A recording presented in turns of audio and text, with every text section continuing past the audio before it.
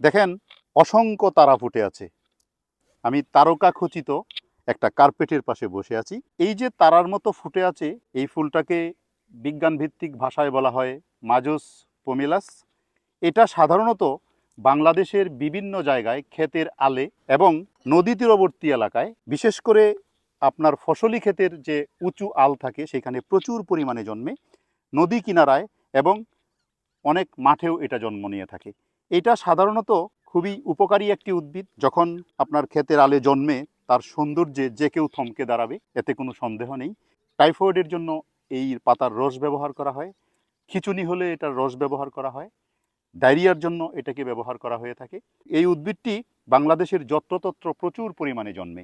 যেহেতু এটা ঔষধি উদ্ভিদ, সুতরাং এটাকে যদি কেউ ব্যবহার করতে চান ওষুধ হিসাবে, তাহলে অবশ্যই একজন হেলথ কেয়ার প্রফেশনালসের সাথে পরামর্শক্রমে তারপর ব্যবহার করবেন।